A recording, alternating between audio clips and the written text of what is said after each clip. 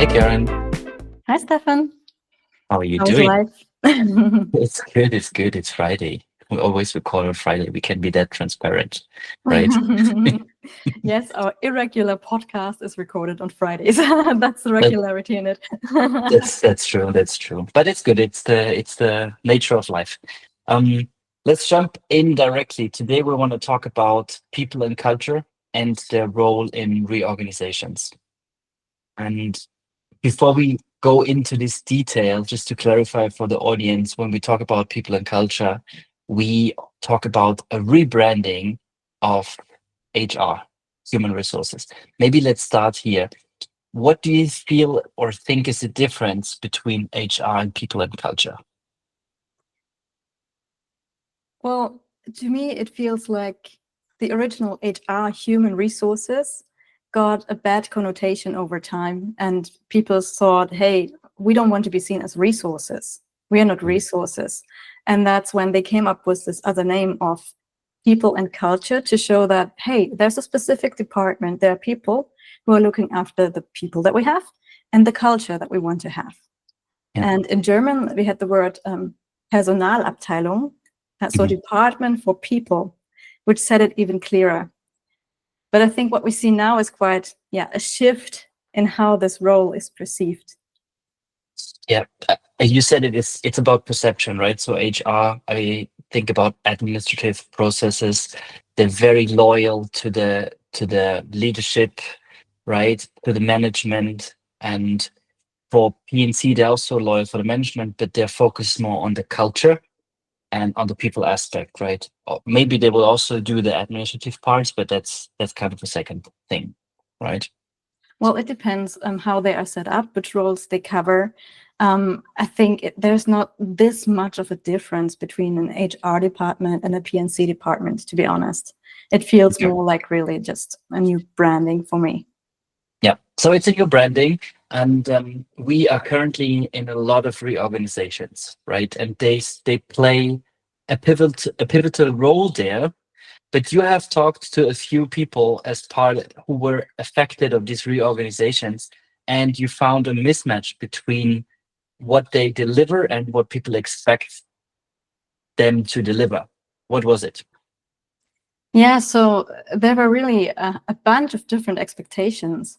And one of them comes back to what we just spoke about, the change of names. So before it was the human resource department, and people were Mhm. used to have one person on site that they could go to, that they knew, that they spoke to regularly, and where they could place their questions. They're very specific questions that were referring to their lives.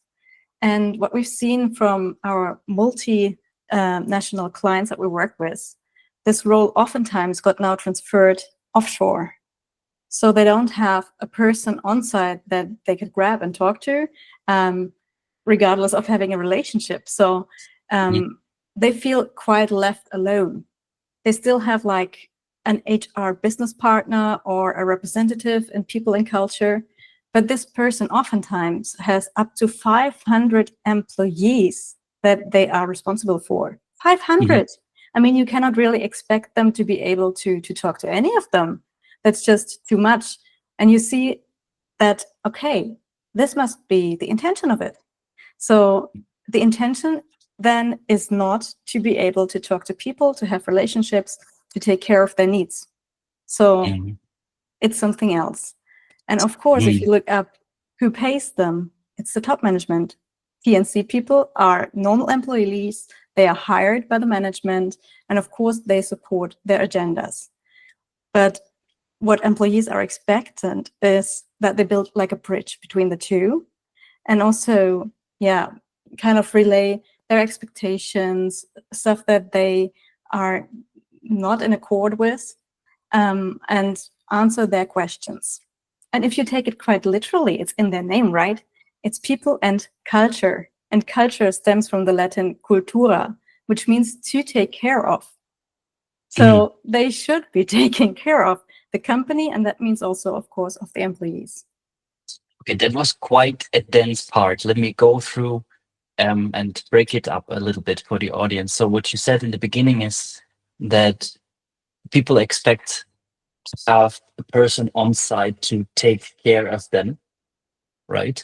And you observe that these kind of taking care of is transferred to a shared service somewhere, and you've seen people with about 500 connections they have to maintain. And even if they're very good in maintaining some of them, they don't even have the capacity to take to go in depth with all of them. So in the setup, it's even kind of broad setup because you want them to be taken care of. So you would need to have at least a limited amount of people which are reporting to them, right? It's also maybe a little bit of a false expectation that these people in culture leads would be their contact persons. Isn't this the team lead or the leadership team where they should confine and trust in? Yeah, but in the past, when you had like smaller organizations, it was like a shared responsibility, and the HR organization or counterpart was more like another person that you could go to if you, for example, had a problem that you didn't want to discuss with your boss. So this kind of got out of perspective here now with the growing organizations. So Yeah. this was going away. And of course, it's your team lead that you have the relationship with, who knows where you want to go, and he supports you and so on. That's clear. But PNC, I mean, when people see them nowadays, it's either because they're hired or if they're unfortunate because they get fired by them. Yeah, just wanted to say, like you said, that if you want to talk about a situation which you don't want to talk about with your team members or team leads, for me, bringing in HR or PNC has almost always a bad connotation. Like if I would join someone in a meeting and HR would sit on the table Oh, or yeah. PNC would sit at the table, and I had this experience in a project, then I feel I have done something wrong. Yeah. Because they're like almost like a watchdog, right? Okay, that's interesting. So the role of PNC is changing, and you mentioned also in the last part of your explanation that they maybe are a little bit in between the chairs, between the management and the employees, because they are hired by the management, but they have to serve the employees. How do they manage that tension field? I think it's not that they have to serve, but that they want to serve. That's what I found, that, I mean, these people are normally very empathetic, they're caring, they want to help people. But if your role does not allow that, because like you have so many people that you should be taking care of, then it's just an overload. And for me, if I think about it, it's natural that if I have like one or two people or a handful that are in the top management that I know well, that I work with very close together, of course, my relationship with them is much closer than to the 500 people that I should take care of in my role as PNC partner. That really makes sense also in the way we see new work and organizational development, that it's not the person, it's not the player to blame, it's not the person in PNC to blame, it's the structural system, right? I always give this example of the check-in counter on the airport, right? If this person on the airport who does the check-in is super friendly all the time, super engaged, they want to be the most friendly person, and they sit in the airport and they have to serve dozens of customers who are unfriendly, they don't get breaks, etc., they will be annoyed at some point, and they will be maybe unfriendly and become unsatisfied, right? So what I'm hearing is, to summarize the situation, is that PNC has been seen as service provider, but the administrative role is not yet, the connotation is not yet gone, because it sounds to me like they are treated as, let's say, an IT service provider who can do something offshore and who can work in a service system, service center. So what do we need to change? I think exactly these structures, that we think it's all about the numbers and that we can just minimize this role to the bare minimum, where it does not work anymore. That's what we see. So, well, it depends of the expectations. If you're fine with that and you say, okay, no, I have my supervisors who take care of my people, and or they're all self-empowered and they can talk for themselves, and we don't need people that they can reach out to if they have a problem, they can sort it out themselves. And that's another story. But I think the way that you structure it, it really shows how much power you give to your people. And if you give Mhm.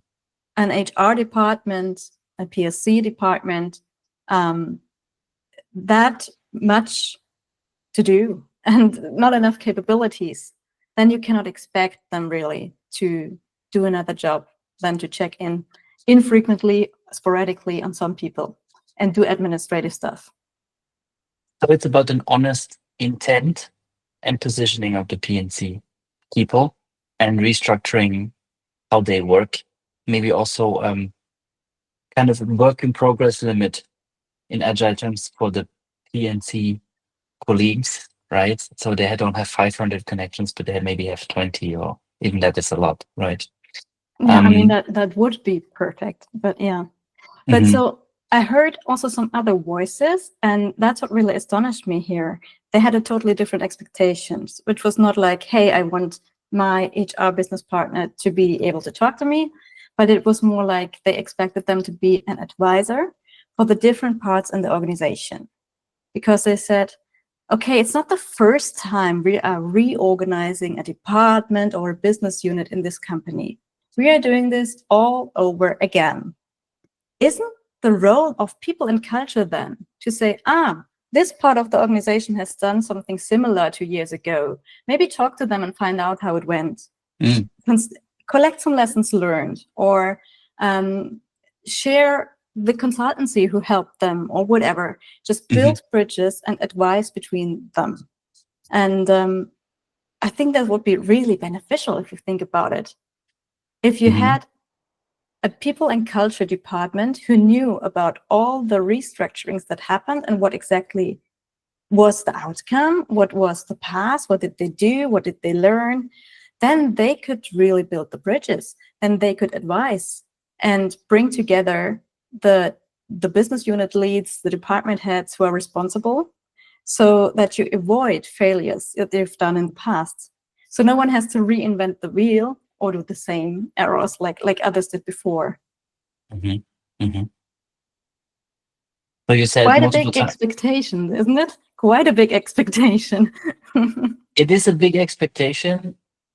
So there's people who want them to advise them on their maybe personal path, right? For example, if they are affected by a layoff or something like this, they want this. But then there's also an organizational expectation to, it's kind of an efficacy and efficiency expectation. So this maybe has to be done a bit faster. We have done this multiple times now, and we don't want to reinvent the wheel. So kind of a corporate memory for the organization. Yeah, that would be. I could guess that if we talk to 100 people in the P&C department, they would aspire to do something like this. Yeah. Yeah, And that's interesting. Yeah, go ahead. so it really comes back to exactly what is now their role, or what can they do in the way their role is set up. If they have no capacities, then of course they're limited to doing the administrative stuff. If Yeah, you have extensive OD knowledge in the PNC department, if you have people who are familiar with organizational development, who want to support this as well, then you can go into such a direction and say, no, they are our central piece in any reorganization. They are here to help. They're the subject matter experts. And there are large chunks of the reorganizations that we can do from internally. so it would be not necessarily a people and culture. It would be a rebrand to organizational developers squad or unit or team or whatever. And they maybe have some people on the team who take care of the administrative work, hopefully very soon supported by AI agents and etc. And then they can focus more on taking care of the people. I always feel that this could also be more informal, that, for example, if you would build a mentoring network within the organization, then maybe it could help the P and C department also to have more capacity, right? So But trying to picture this PNC, when you look at where they stand in the organization, they may be at the moment between management and the employees. Um, would you position them differently? Would you give them maybe more power, formal power, or would you leave that as is? Well, it depends of what you as company, how you're set up, what you want them to look like. I think where they stand in the pyramid is really good. They're like a bit separate so that they really can serve everyone, but they're not like in the trenches and impacted by whatever shifts in the environment. So I Yeah. think normally they are well positioned. That's not the problem. And I think what we already see that happening, that we have OD capabilities within HR, that we have teams focusing on that, and that HR is becoming really, really broad and having different teams with it. So it might be a matter of time till we reach that. Okay. So besides this, the position and the role, is there any other success factors you see for the people and culture teams who want to evolve? Well, from what I've heard that people expect, it feels like a very ungratifying role to me because expectations are sky high, and you can never meet a fraction of that. So if I sum it up, if you want PNC to be the central piece in any reorganization, that would mean that they would have accountability over it or over the outcome. And Yeah. that's clearly not the case. It cannot be, because reorganizations happen mostly because you have a new leader and he or she is responsible for the outcomes that are produced by that department. And of course, it's in their total right to restructure and set up that department how they think it works best. I think they would be so grateful if they had someone in PNC that they could contact, that they could reach out, who advises them and tells them, okay, now listen, talk to Bob. He knows about the restructuring that they had 2 years ago in their part of the organization. Here are all the documents from that time. So they could really benefit from that and learn. But it's in the end not PNC who is accountable or responsible for reorganizations. And it's a false expectation that is then projected onto them, I feel. Mhm. So the leaders are responsible for their departments. Obviously, they would maybe need some assistance in designing their teams, their department structure, etc. pp.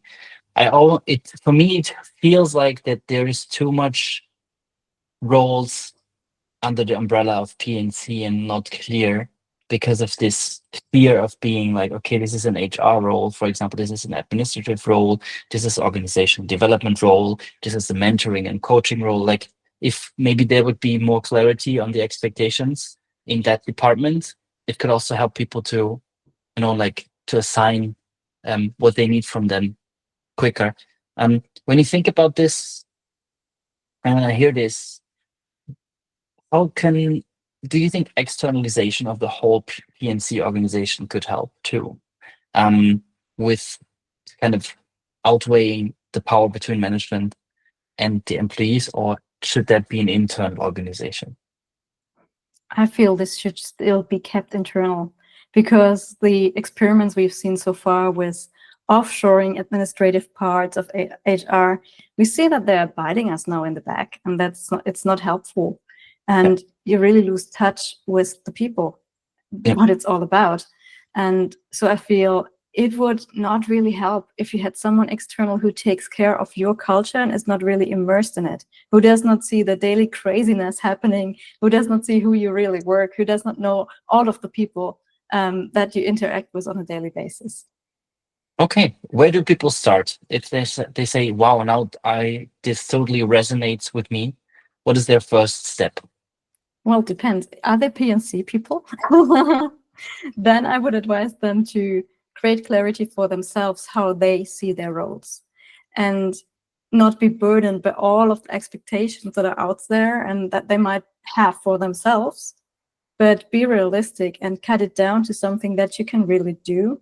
And in the end, I expect that you want to help people. So be clear what you can do, and don't feel bad to say, okay, no, I draw a boundary here. That's not what I can take over.